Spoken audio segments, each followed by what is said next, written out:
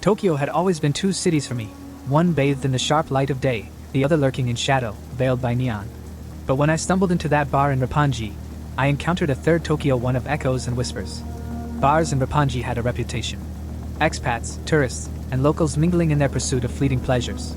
I was there on business, chasing an elusive contact who dealt in dark web memories, experiences illegally extracted from people's brains for a high. The bar was tucked away, its facade almost too antiquated for the hypermodern Tokyo. The bartender, an elderly man with sharp eyes, nodded as I entered. The air was thick with nostalgia, old tunes playing softly. "Do you have memories for sale?" I asked quietly, slipping into a booth. The bartender just pointed to a door at the back. Descending a narrow staircase, I found a dimly lit room.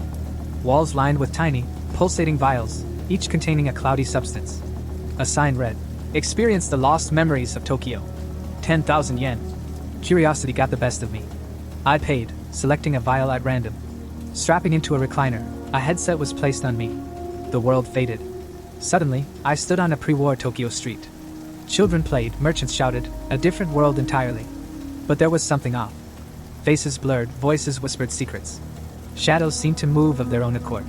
Suddenly, an old woman grabbed me. "Help us," she hissed. "We're trapped." I tried to pull away, but more hands grabbed me, voices pleading, crying. Panic surged. Just as I felt myself being pulled into the ground, the headset was ripped off. Gasping, I looked around. The bartender stood over me, his expression grave.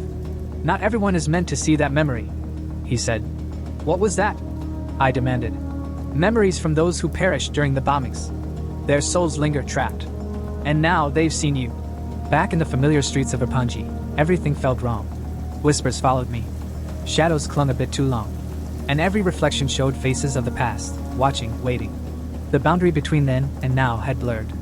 I had not just witnessed the past, I had become a part of it. And the lost souls of Tokyo had finally found a way out. Through me.